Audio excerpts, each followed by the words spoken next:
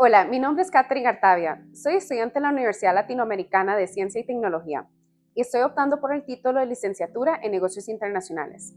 Les doy la bienvenida a este espacio donde presentaré mi proyecto de graduación titulado Turismo, Identidad y Gentrificación, quien decide el futuro de nuestras comunidades. Quiero que se imaginen un lugar, una playa costarricense de aguas cálidas, con pescadores que vuelven al amanecer, niños jugando en la plaza y vecinos que se conocen por nombre y comparten recetas que han pasado de generación en generación. Ahora, avancen conmigo 10 o 15 años.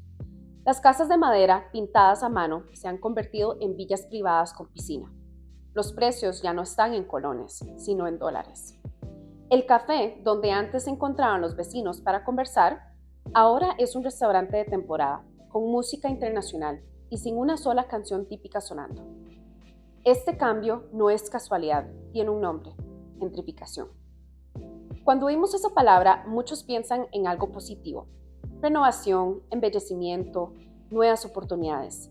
Pero es más complicado.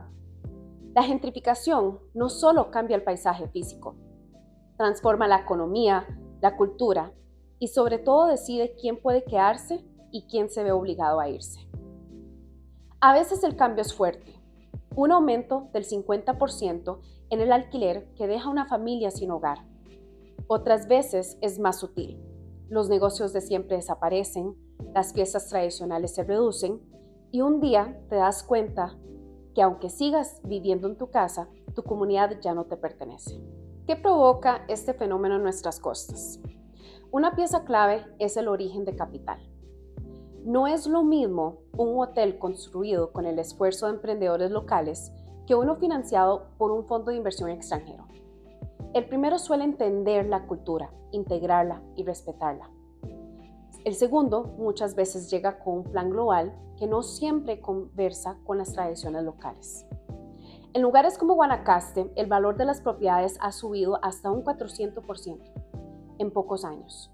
Esto no es solo un dato económico, es un terremoto social que reconfigura nuestras comunidades enteras.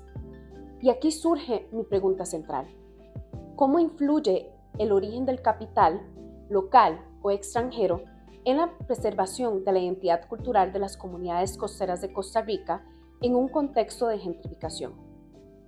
Hoy quiero que exploremos esa respuesta juntos, porque lo que está en juego no solo son casas o negocios, lo que está en juego es el alma de nuestras comunidades.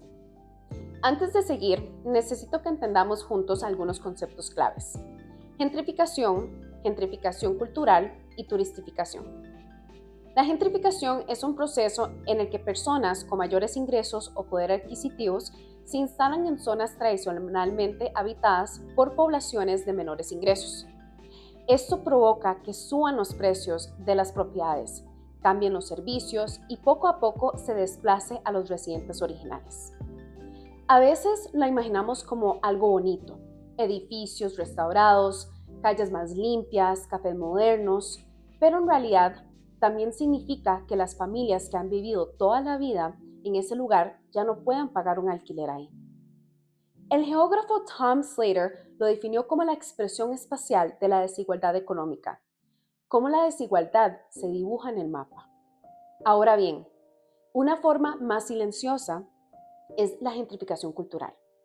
En este caso, las personas quizás no se mudan físicamente, pero sienten que su comunidad ya no les pertenece. Las fiestas tradicionales se reducen, los negocios cambian sus productos para ajustarse al gusto del visitante y los espacios públicos se llenan de actividades que no responden a las costumbres locales.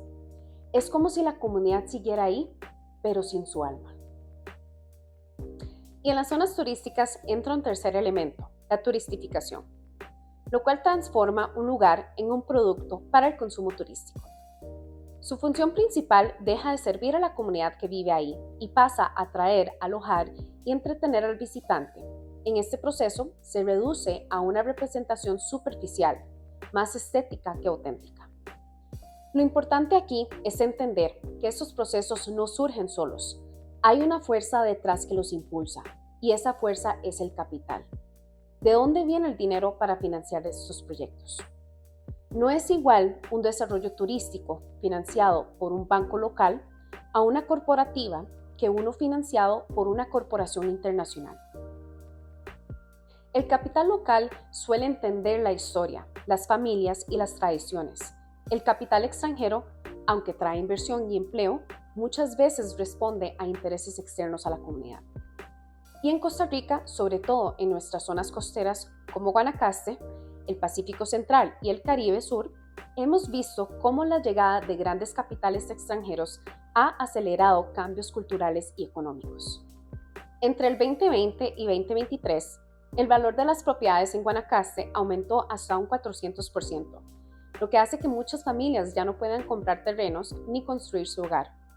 Entonces el tema no es únicamente quién invierte, sino en qué condiciones y con qué respeto hacia la cultura que ya existía ahí. Cuando comencé esta investigación, sabía que no bastaba con leer artículos o analizar estadísticas desde un escritorio. Tenía que ir a los lugares, tenía que escuchar a las personas que viven el cambio en carne propia. Por eso, utilicé un enfoque mixto. Combiné números y datos con historias y percepciones humanas. Primero revisé la literatura, estudios sobre gentrificación cultural, modelos de financiamiento, de turismo y desplazamiento poblacional en zonas rurales y costeras. Quería entender cómo se estaba hablando del tema en el mundo y qué se estaba investigando en Costa Rica.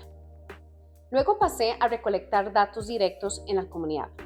Apliqué 110 encuestas estructuradas a personas que viven o trabajan en Playa Grande y en comunidades cercanas del Cantón de Santa Cruz. Cada pregunta estaba diseñada para medir cómo perciben los cambios culturales, si sienten que su acceso a vivienda ha cambiado, si todavía sienten pertenencia a su comunidad y si saben dónde viene el dinero para los proyectos turísticos que los rodean. Además, realicé entrevistas semiestructuradas a locales relevantes, un hotelero con años de experiencia, trabajadores del sector turístico y un emprendedor local. Las entrevistas no solo me dieron datos, me dieron matices, frases, emociones, ejemplos de lo que significa vivir en un lugar que está cambiando tan rápido. Por ejemplo, uno de los entrevistados me contó cómo cuando abrió su restaurante decidió mantener recetas tradicionales y contratar únicamente a gente de la zona, aunque les costara más. Otro me explicó cómo en su hotel de lujo los huéspedes rara vez interactuaban con la comunidad y la mayoría de los productos se importaban, sin conexión con la producción local. Para complementar, recopilé datos económicos, precios de propiedades, incrementos en alquileres, cambios en la recaudación y beneficios fiscales a nuevos desarrollos. Toda esta información la analicé cruzando los datos cuantitativos con lo cualitativo, porque para mí los números cuentan qué está pasando, pero las voces de la gente cuentan cómo se sienten vivirlo. Y al unir ambas piezas, la imagen se volvió mucho más clara y mucho más urgente. Estos fueron algunos de los resultados que obtuve. Nuestro primer hallazgo nos enfrenta con una verdad incómoda. El 94% de los encuestados afirmó que los alimentos y productos se han encarecido y un 84% reportó aumento en los alquileres. El desarrollo turístico, que se presenta como progreso, está encareciendo la vida diaria de quienes siempre han vivido ahí. Y aunque no todos se han mudado, muchos ya no pueden permitirse quedarse. Pero el costo no es solo económico cuando preguntamos por el impacto cultural del turismo de lujo. El 78% de los encuestados dijo que este modelo daña la cultura local. ¿Por qué? Porque el turismo de lujo no celebra la cultura local, la reemplaza, convierte tradiciones vivas en decorado para turistas. El idioma, la comida, la arquitectura comienzan a adaptarse al gusto del extranjero. Y aunque las personas aún vivan allí, algo más profundo ocurre. Un 41% se siente desplazado y un 33% se siente que ya no pertenece. Esto no solo es un desplazamiento físico, es un desplazamiento simbólico. ¿Y quién impulsa este cambio? Un 71% de los encuestados cree que la mayoría de los proyectos están financiados por el capital extranjero. Y aquí es donde la pregunta se vuelve estructural. ¿Quién decide cómo se desarrolla una comunidad? La respuesta, tristemente, ya la conocemos. El 78% de los encuestados no se sienten involucrados en las decisiones sobre su comunidad.